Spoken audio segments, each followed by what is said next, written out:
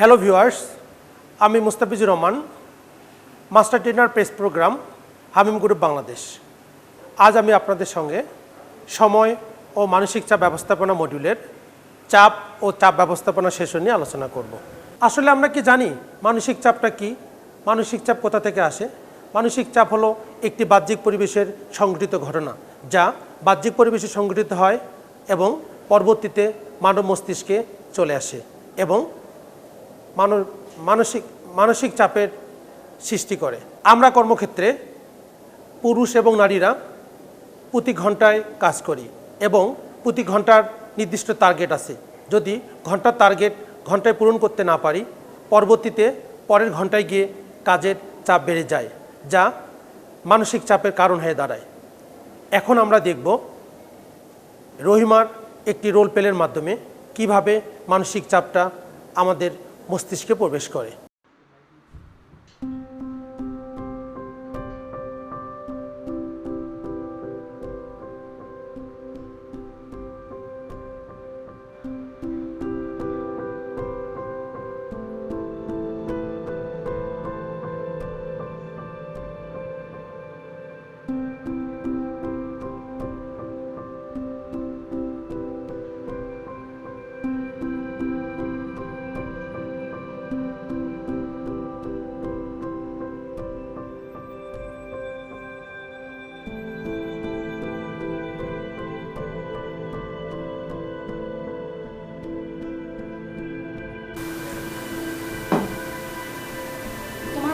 কখন আসতেছে? তুমি কি তাদের ডাকছো?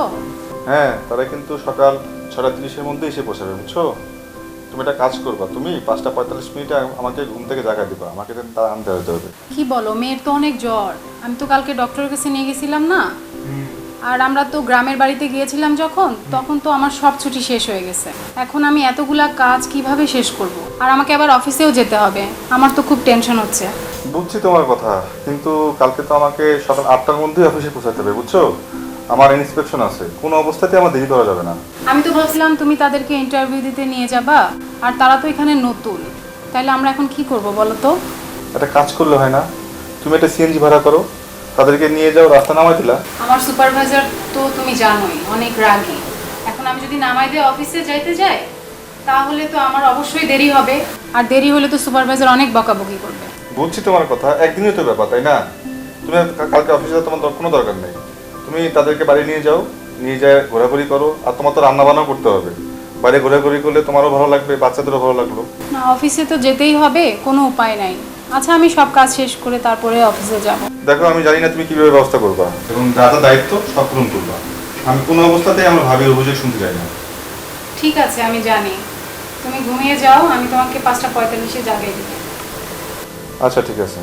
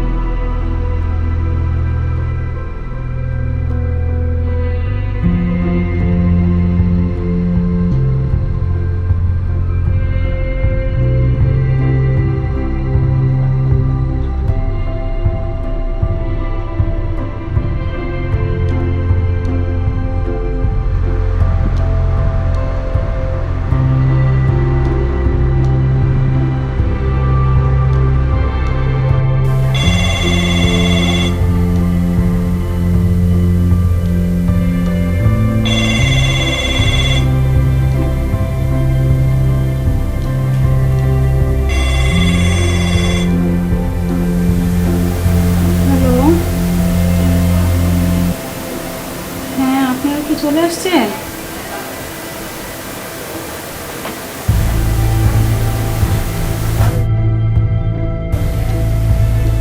আল্লাহ, 6টা বেজে গেছে। অভিশপ্ত ঘড়িটা কেন যে অ্যালার্ম বাজলো না? এই শুনছো? এই উঠো, 6টা বেজে গেছে, উঠো, তোমাকে তো যাইতে হবে। কি? কয়টা বাজে? 6টা বেজে গেছে, তাড়াতাড়ি রেডি হয়ে নাও। কি বলো? তোমাকে কখন আমাকে ডেকে দিতে বলছিলাম? এত লেট করলে কিভাবে? অ্যালার্ম বাজে নাই, দেরি হয়ে গেছে। তুমি রেডি হও, আমি আসছি। আমাকে শিখিয়ে কাপ চা দাও, আমি ফ্রেশ হয়ে আসতেছি। আমি ফ্রেশ না হয়ে কিভাবে চা দেবো? তুমি বোঝার চেষ্টা করো। যদি তা হয় তাহলে তুমি এতক্ষণ ঘুমালে কি করে? বাড়ির মহিলাদের একটা সাধারণ জ্ঞান থাকা উচিত। অ্যালার্ম না বাজলে আমি কি করবো? এখন চা পাওয়া আমার জন্য দুষ্কর হয়ে গেছে, তাই না? তাড়াতাড়ি চা দাও। বাবা, বাবা, চা খেয়েছিস? চা খেয়ে তাড়াতাড়ি যা, তো ভাই ভাবিকে নিয়ে আসতে হবে। তোমার বৌমা তো হাতের কাজই এখনো শেষ হয়নি, সে হাতের কাজ শেষ না করে আমাকে চা দিতে পারবে না। কি? সে এতক্ষণ কি করছে? সে কি জানে না যে আজকে আমার বড় ছেলে আর তার বউ আসবে? থাক মা, অনেক দেরি হয়ে গেছে, আমি যাচ্ছি মেহমানদের আনতে। চলে গেলাম। রহিমা, জি মা, আসছি। জি মা, বলেন। তুমি জানতে না যে আজকে তোমার স্বামী বাইরে যাবে সকাল সকাল? তাকে একটা চাও দিতে পারলে না? এতদিন পর আমার বড় ছেলে আসবে, তার বউ আসবে, আমার নাতনি আসবে, তাদের জন্য কি নাস্তা তৈরি করছো নাকি বাহির থেকে ছাইপাশ কিনে এনে খাওয়াবে? কোনটা করবে তুমি শুনি? আচ্ছা মা, বাচ্চারা কাঁদতেছে, আপনি ওদেরকে একটু দেখেন, আমি নাস্তা এখনই তৈরি করে আছি। আচ্ছা ঠিক আছে, যাও, পোড়া কপাল আমার।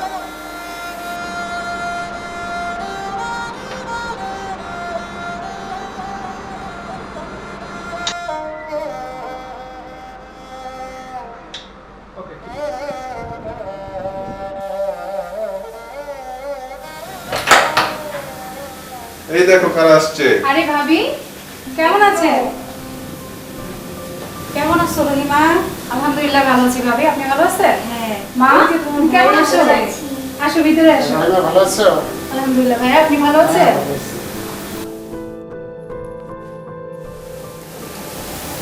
কতদিন পর দেখা হইল কেমন না? আছেন ভাবি? এই তো ভালো। তোমরা সবাই কেমন আছো? আলহামদুলিল্লাহ ভাবি, ভালো আছি। আপনি বসেন, আমি আপনার জন্য চা নিয়ে আসি। ঠিক আছে?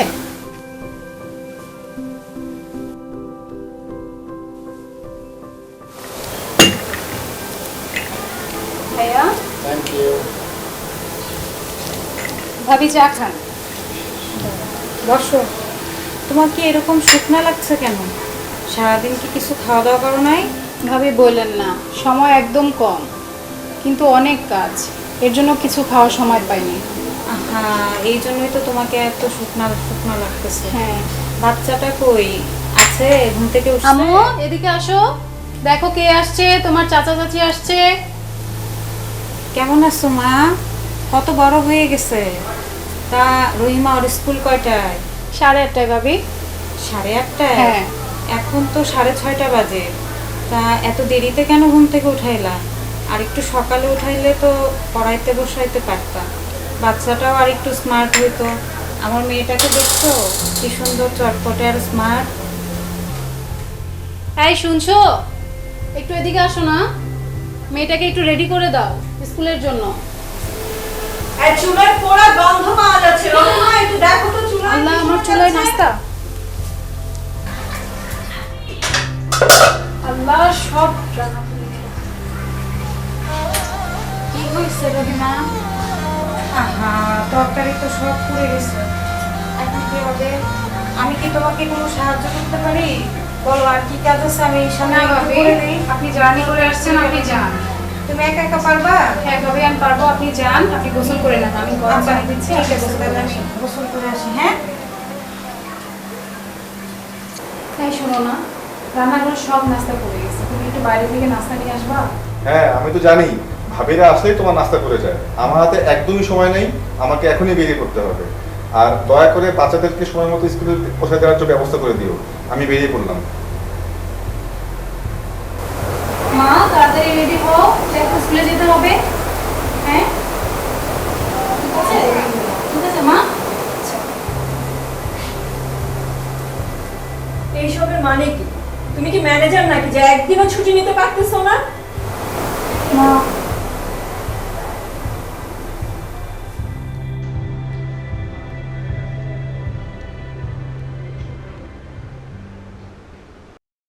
আমরা রোল প্লে থেকে কি দেখলাম? রহিমা একজন কর্মজীবী নারী, তার পরিবারের একটি ঘটনা। রহিমার ঘড়িটি অ্যালার্ম বাজেনি। সারাদিন খাটাখাটনি করার পর রাতে যখন সে ঘুমাতে পারছিল না, বিছানায় এপাশ সেপাশ করতেছিল, এমন সময় তার মোবাইল ফোনে কল চলে আসে এবং সে তার কাজগুলো গুছিয়ে করতে পারছিল না। তার অতিথি আসার কথা, যথাসময়ে অতিথি রিসিভ করতে হবে এবং অতিথির সঙ্গে আলাপ আলোচনার সময় তার সকালবেলা নাস্তা পুড়ে যায়। আর এই বাহ্যিক একটি পরিবেশের ঘটনা যা একটি পরিবারে সংঘটিত হয়েছে, এই ঘটনাটি মানসিক চাপের সৃষ্টি করেছে। এখন আমরা দেখব আসলে চাপ ব্যবস্থাপনা মডিউলের RM 14 থেকে কিভাবে মানসিক চাপ ব্যবস্থাপনা করা যায়। চাপ ব্যবস্থাপনা মডিউলের RM 14 মানসিক চাপের কারণ। 1 নম্বর ছকে আমরা দেখতে পাচ্ছি যে মানসিক চাপটি বাহ্যিক পরিবেশ থেকে আসে, যা মানব মস্তিষ্কে মানসিক চাপের কারণ হয়ে দাঁড়ায়।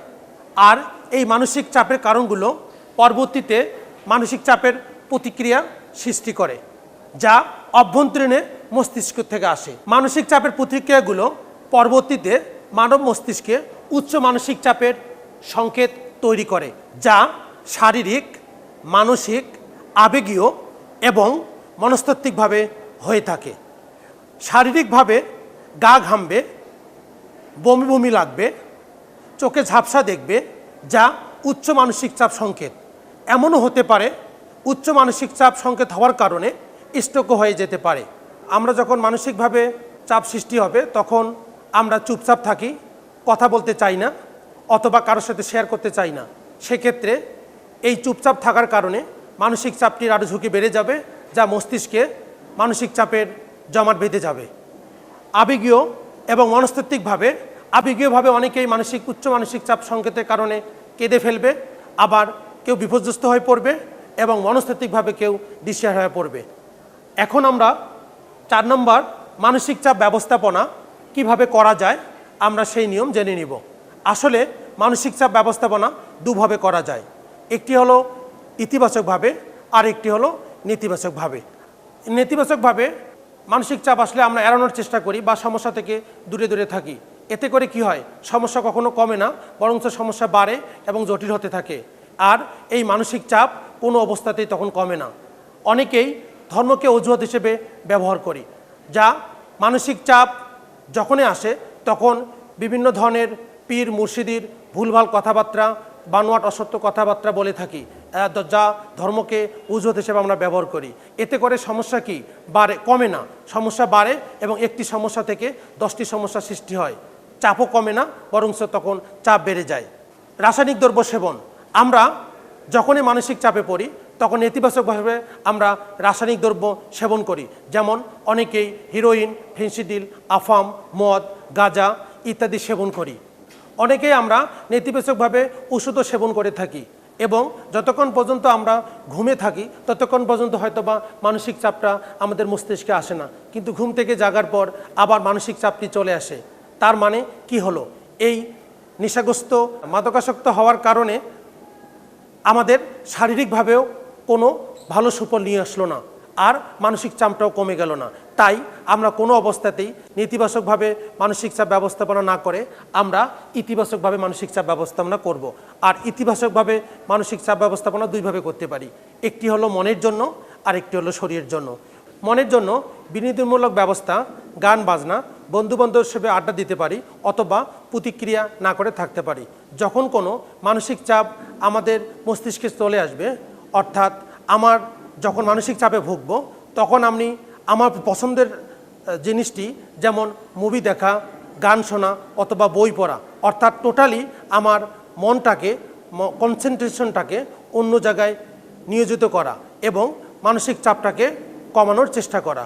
অথবা আমি অন্য 10 জনের সাথে যদি 10টা কথা শুনি এবং আমার এই মানসিক চাপের কথাটা যদি শেয়ার করি, সেখান থেকে আমি একটি ভালো সমস্যা বা মানসিক চাপ কমানোর একটু কৌশল পেতে পারবো এবং এভাবে আমি আমার মনের জন্য মানসিক চাপ কমাবো। আর শরীরের জন্য হলো হাঁটা, ভালো ঘুম এবং ব্যায়াম করা। হাঁটা, ভালো ঘুম এবং ব্যায়াম করা অর্থ আমরা কি জানি যে আমরা দেখেছি অনেকেই পায়চারি করে বা হাঁটাচলা করে। এতে করে কি হয়, এর মূল কারণটি কি?